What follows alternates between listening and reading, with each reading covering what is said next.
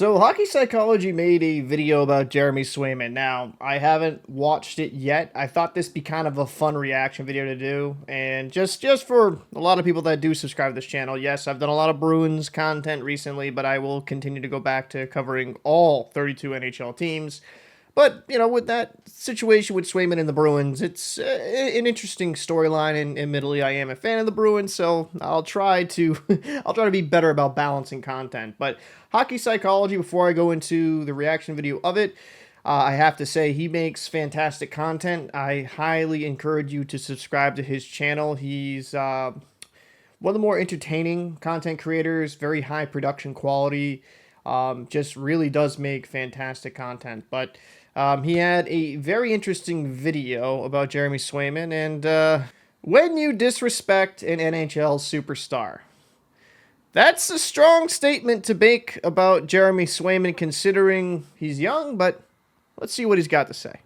This is Jeremy Swayman, and he is the Boston Bruins' superstar starting goalie. Or at least he should be.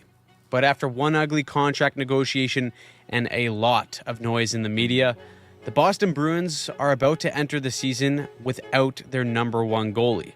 For management, Swayman, and especially Bruins fans, this has become a complete disaster. And when you piss off a superstar and call them out publicly, things can get ugly. I will say again, I think we like to throw around the moniker superstar too easily these days. Like, a superstar to me is like 1-2 best goalies in the world. And I think Swayman could get there, but I wouldn't agree with the superstar moniker. All-star level goalie, absolutely. But I just think there's levels to it. But how valuable is Jeremy Swayman actually? And are the Boston Bruins truly in trouble without him? Or is Boston's system good enough to cover up this entire mess? Well, let's find out. It's no secret. All sides of this negotiation have been a complete mess. In order to understand how we got to this... Well, I don't want to get into the weeds with what his ask is, but I know that I have 64 million reasons why I'd be playing right now. This goes all the way back to before last season. Yeah, I mean, I already made a video on that with the 64 million comment. Yeah, that's that's definitely, I think, Neely more throwing shade at the agent more than Swayman. Boston and Swayman went to arbitration over his expiring contract, where he was awarded a one-year deal worth $3.475 million. But in salary arbitration, things can get personal. And that's something that Swayman himself has brought up numerous times throughout the season when discussing a new contract extension. Now, although Swayman split the crease with former Vezina winner Linus Ullmark, he still put up a solid .916 save percentage and 2.53 goals against. Absolutely. A passion and a profession. However, when the playoffs rolled around, Jeremy Swayman was putting up numbers that very few in franchise history had possessed. Yeah. Despite running into the Cup champs and being eliminated, he finished with a 2.15 goals against average and led the playoffs with a .933 save percentage. I mean, Jeremy Swayman during that playoff run was absolutely phenomenal. And when you watch the games, I mean, the only reason they get out of the first round was due to Swayman's superb play, and the reason why the Bruins even sniffed of being competitive against the Panthers was due to Swayman.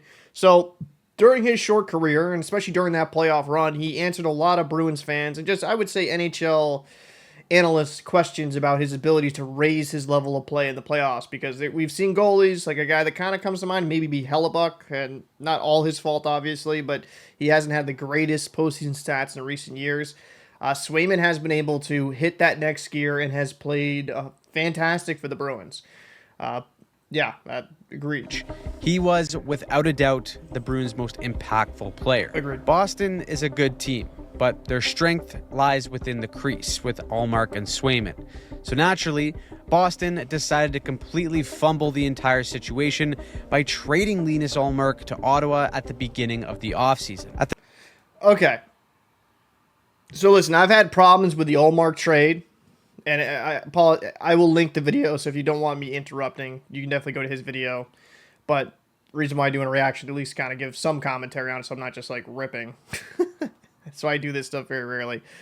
The problem I have with some of the conversation regarding the Ullmark thing is that we also have to realize that with the Bruins cap situation, they kind of had to deal Ullmark if they wanted to bring in pieces like Lindholm, Zadorov to improve the roster overall.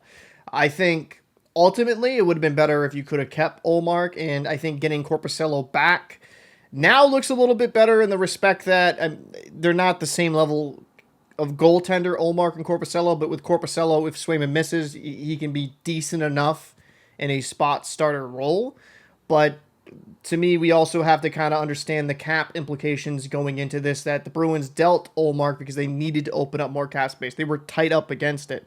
So I think in a perfect world, if you could have kept Ullmark and Swayman together another year, it was the last year of Ullmark's deal, I think that probably would have been the best thing. But due to cap restrictions and trying to open up space and sign Swayman for a long-term deal, they went with the younger guy. And while negotiations haven't worked out great, I understand why Sweeney made the deal. Now, if Swayman doesn't sign a deal with Boston, it's absolutely a fumble of the bag. But if it turns out that Swayman signs a long-term deal, I don't think it's as big as a fumble as people would perceive that to be. At the time of the trade, the return alone had people raising their eyebrows. The return but wasn't it also that meant great. that I agree. Boston had essentially given away a large chunk of their leverage with trying to lock up Swayman. Yeah. Then the drama starts. On the Spit and Chicklets podcast, it was leaked that the Bruins had given a relatively low offer of 4 years with a cap hit of $6.2 million to Swayman. That prompted the Bruins GM Don Sweeney to come out and shut that down while dunking on the podcast in the process. Spit up on yourself podcast, and he yeah, I did that on purpose, Joe, you're right, because I'll go back to the inaccuracies of what everybody's reporting. I think it's bullshit that somebody says I wouldn't return a call for 3 weeks. That's inaccurate. With rumors swirling around everywhere and the fan base getting more anxious by the second, that brings us to this gem of a quote here by Cam Neely. I don't want to get into the weeds with what his ask is, but I know that I have 64 million reasons why I'd be playing right now. With the offer apparently being 8 times 8, Jeremy Swayman's agent, Louis Gross, decided to tweet out that that offer was never actually available. And if the name sounds familiar, it's because Louis Gross also represented Nylander a few years back when, he held out for 20 games until finally squeezing in a last-second deal in December. With how much this whole contract negotiation has been leaked through the media, the constant rumors and daily news about the Swayman update is absolutely everywhere. And there's even a potential that if the relationship is damaged enough, Swayman may request a trade. That would be the worst case scenario for the Bruins, because Brandon Bussi hasn't really impressed in this preseason. I thought last year he wasn't even impressive for the Providence Bruins. So then it's like Bussi, DiPietro, and DiPietro did have a good year with the P Bruins. Is he ready to take a massive jump? I mean, he has salvaged himself from what the Vancouver Canucks did with his development where they butchered it. But to me, looking at if Swayman gets dealt, that's a worst case scenario. That is something they really don't want to have happen. It wouldn't be great. It would be an all-time fumbling of the bag. But I would say this guy, his agent, who's known to be kind of a pain in the butt around the league, I shouldn't be as surprised with how this process has played out, because it's very similar to some other players he's had that just become holdouts, and it just becomes more of a process than it needs to be. Now, from how all this transpired, both sides are clearly pissed off. But what exactly is each side thinking? Well, let's start with Swayman. Jeremy Swayman has made it clear that he knows what he's worth, and he's not going to take less and hurt his fellow goalies for when it's time to get their bag. It's a nerve-wracking feeling because it's your family you're fighting for. And the answer I'm going to give you this year is that I've educated myself. I understand my comparables and how I can't ruin the goalie market for other guys that are going to be in my shoes down the line. But is Swayman actually worth it? And is he as good as the numbers imply? Sorry for all the pauses, but that is one thing, fighting for your family where you're making millions of dollars. It's a little bit better of a quote that could be used there. That just makes me cringe, especially in today in America, in Canada as well. You have people struggling just to get by, paycheck to paycheck, some not even getting by paycheck to paycheck. So a little less dramatic quote would be nice there. Or is he backed by a stout defensive system?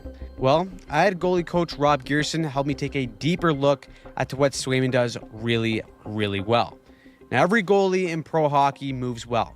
They can make saves and steal a game once in a while, but to differentiate from average and elite, one of the qualities to look out for is, do they play a repeatable game? Which basically means, would their game translate to another team with weaker defense? Are there a lot of moving parts? Are they consistent in their save selection and positioning? Are they way out in the white ice, which relies on a lot of movement and athleticism? Or are they efficient in their depth and movement around the crease? Are they consistently beating passes? Do they shoulder check and scan the ice consistently? All these questions and factors are essential when determining the quality of a goaltender. Swayman is one of the best goalies in the NHL at all these factors, and it's because he makes his game simple and repeatable. And because he plays such a simple game combined with elite puck tracking, skating, and rebound control, he doesn't need to make a ton of highlight reel saves because he's almost always in the right position to make the simple and repeatable save. This here is a good example of being under control initially on the push because he didn't over-challenge on the player outside the dot, but on the actual save, he's able to get out of his technique a little bit to reach out for the shot and make the save. The fact that he actually got his glove on this and controlled it shows that he's elite at tracking as well. Yeah, no, I mean, Swayman, the thing that impressed me the most from Swayman from the first year we came up for a cup of coffee with 10 games, he had like a 940-something, 945 save percentage. Second, like the first full-time year, and the year after that, like every year I've seen improvement with Swayman, and what I really liked this past year was his confidence. I feel like his confidence, like I felt in his second full season, he sometimes would get a little bit too deep in his crease and seem like he would guess himself. But last year, when you really, watched him play every day like I did, it was like night and day with how confident he felt and looked out there. And he makes things look extremely easy. And that's a good thing.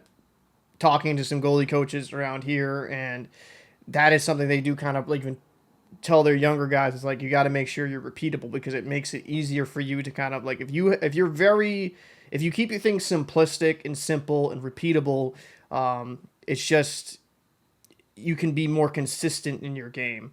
And watching Swayman this past year, it has impressed me how every single year he has improved. Here, he beats the pass with good movement on the initial point shot and then staying calm and blocking on 2 of the rebounds. He's very comfortable in the butterfly, that he doesn't panic. mind just staying in it to block in tight, so he doesn't open up any holes by overreacting to danger. This calmness in tight is one of the reasons why he doesn't give up a ton of rebounds. He's just letting it hit his body, absorb the puck, and not trying to do too much. Because he's so sound, he makes great scoring chances look like another boring save. Again, he doesn't cheat the game as well. Here, he makes a routine save that shows his patience and his willingness to stand his ground on bad angles with a player driving the net. Then he's able to make a great desperation save on the rebound with his own player falling into him. I will say, the Caps player is definitely mad because he should have definitely pulled that far side. But yeah, fantastic For a goalie save. that's so sound technically, he's got the ability to improvise and find a way to make a less than routine save by throwing his technique out the window. And when things get hairy too, you see what makes him so great mentally and technically. Despite a brutal turnover here, he still finds the most efficient route back to the crease and gets centered to make another routine save. A lot of goalies in this position would freak out, give up the net, and potentially create more problems, but not Swayman. Even on a nothing play, you can see the awareness with just his pre-scans. Despite the puck being in the corner, Swayman is constantly scanning the slot to understand where the pressure lies. Lastly is how good he is at sealing the ice with his pads while moving. In our most recent video, we highlighted how shooters and players are targeting goalies low specifically and within movement. In an era where pads are designed to shoot rebounds past an offensive team crashing the net, Swayman has a knack for keeping pucks close to him off his pads when he needs to. With all that being said, Jeremy Swayman only played 44 regular season games. Amazon hates this, but there's nothing they can do to stop it. There's a new Hey, electric Hockey, I'm lighter giving out you there, your and it's got ad the revenue for firepower sure. of a military. Last season, splitting time with Allmark. And in total for his career, he's only played in a grand total of 132 regular season games and 20 playoff games. And that's been one of the knocks, and the most he's ever played in a season for games played has been 44 games. So that is a question, because we have seen guys in a tandem when they're relied on to play 55 plus games. Some can live up to it, some can't. I'm not saying Swayman can't. I think has the potential to be an elite goaltender, but that is a genuine concern. Like, we haven't seen him be the pure number one. And with Ullmark there, it was a really nice system where both goalies were able to, play with full rest. Something that a lot of teams aren't blessed with. From Boston's perspective, Swayman is a fantastic young goalie, but he's yet to take on the workload of a starting netminder, let alone one that is asking for $8 million plus a season. Boston is a team that believes that they can either create or emulate what Swayman brings to the table. A big reason why is because of this man, Bob Asensa. He's the Boston Bruins goalie coach hired by the Bruins ahead of the 03-04 season. Bob has become one of the most revered goalie coaches in the hockey world.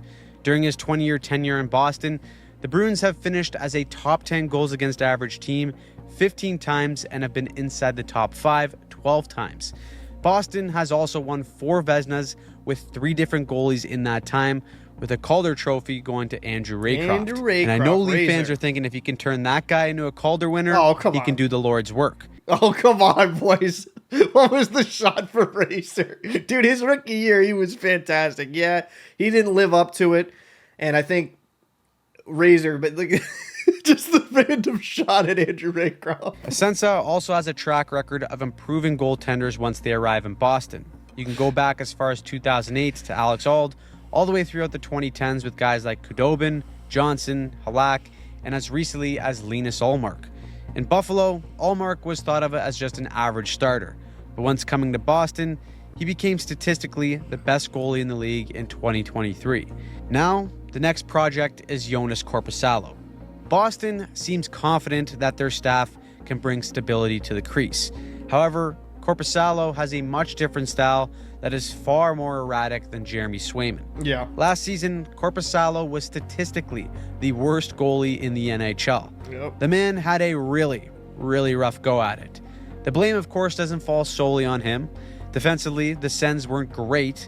They ranked 25th in scoring chances allowed in 5-on-5 play, and these weren't easy scoring chances by any means. Whether it was a bad turnover for a rush chance against or a straight-up breakaway, Ottawa had a knack of making life hard on their goaltender. That being said, Korpisalo was not great. Where things get interesting for Korpisalo in Boston is that they play the exact same structure as Ottawa in the D-zone, which is a box +1. The Sens had issues, but sometimes they would lose their check after the initial shot, but poor rebound control leaves the opposing team a grade A chance to score. For Boston, their D-core is massive with no player under 6'1". The D-core is built to physically overwhelm its opponents in front of the net and down low. Where they might struggle is, of course, with foot speed off the rush. So although Korpisalo may get some extra help with tying up sticks in front and cleaning up some rebounds, he'll still need to tame his movements and beat passes a lot more efficiently to make sure that he's not over-aggressive and chasing the play. Of course, Jeremy Swayman is a better goalie, but with a more structured team in all 3 zones, the game in front of Korpisalo may become easier to read. Combine that with some coaching, and it could be a reason why Boston isn't ready to empty the bank account for Jeremy Swayman. All of this is a big, gigantic if and gamble on a goalie who struggled immensely last season. Regardless, it looks like Boston is going to be without their biggest strength to start the season. What's going on behind closed doors is up for debate, but despite both sides doing what they can to shift public perception for leverage, this situation has gotten ugly really fast. And at the top of his game, Jeremy Swayman is one of the best goalies in the league. But with a smaller track record and a history of creating solid goalies, Boston feels like they can go on without him. The fan base is getting restless, and the rest of the league is along for the ride. Yeah, I mean, can you blame Bruins fans feeling restless dealing with all this stuff in the offseason? It's like, especially when you deal Ullmark. The result is one of the most intriguing situations going into the 24-25 season, and it's one that could completely change the dynamic of the Atlantic Division. Once again, big shout out and thank you to Rob Gearson for helping out in this video. All right, so that was Hockey Psychology's When You Disrespect an NHL Superstar, Jeremy Swayman. Let me kind of drop a like on it before I go out. Great video as always. He makes fantastic type content. So this is the thing. When I look at the Jeremy Swayman situation and just kind of everything that's going into, he made some valid points about Swayman being towards the top of the league and elite, like with a lot of his tracking, reaction time, his patience. And as someone that watched Swayman very closely last year, yeah, when he's locked in, I mean, you really can't say there's many other goalies that are better than him. But a lot of this is going to come down to where do the Bruins kind of see themselves in the goaltending spot. If they truly believe they can fix Korpisalo, I mean, maybe they're just fine with trying to make Swayman sit out a year because they have 2 more years of control on Swayman. So if Swayman wanted to sit out, it's not like he's a UFA after this. They have another year of control over Swayman. So that could make things interesting. For me, when I look at this, Swayman is the best goalie in the Bruins organization.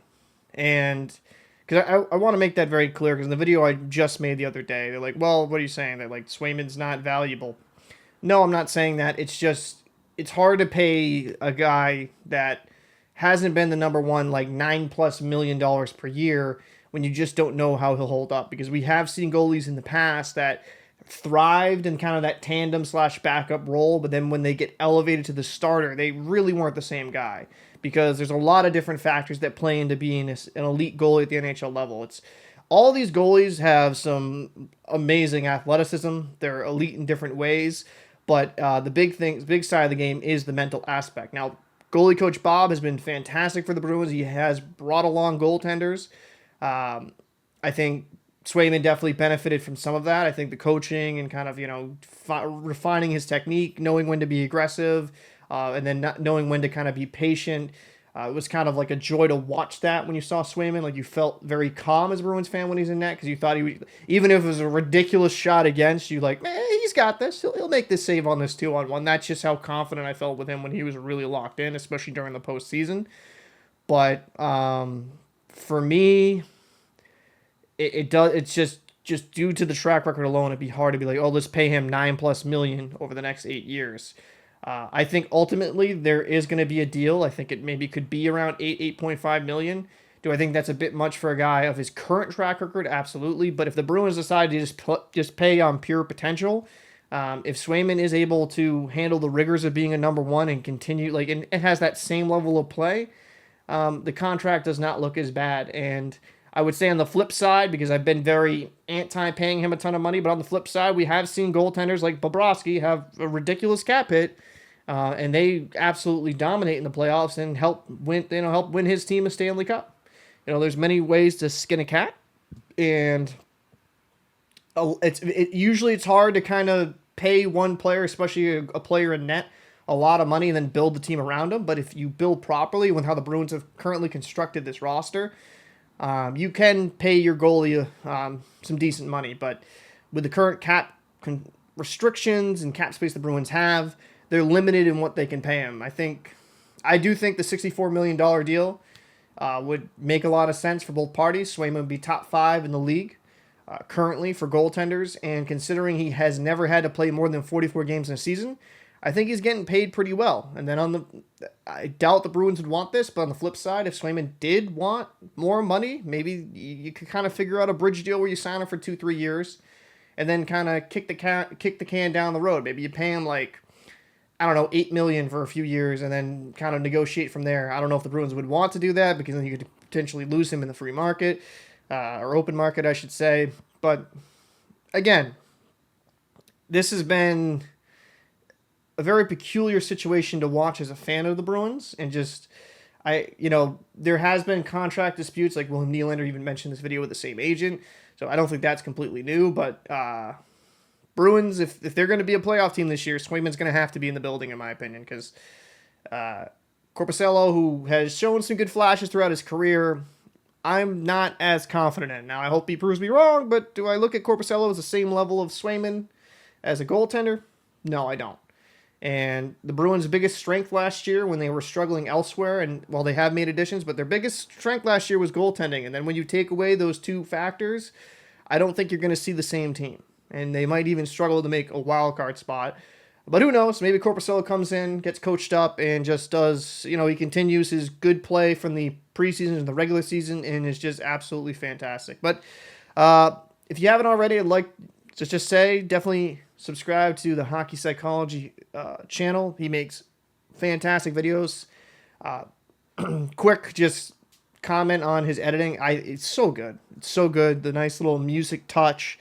Not too loud. He's such a good editor. The articles, they getting some blur in the background with the actual article and like the quote that he wants on this. Like, just isn't a video editor and someone that really enjoys doing this in my free time. That guy is just so good with editing. He makes such good content, and the voiceover and just the scripting. I don't really script my videos. You can probably tell that, but definitely has made me consider maybe start to scripting my own. But let me know your thoughts about the Swayman situation. Do you believe Jeremy Swayman is a superstar or not? For me, I wouldn't say superstar yet, but he does have the potential to be that, in my opinion. But let me know your thoughts. I'm Captain Paul. I'll see you in the next one.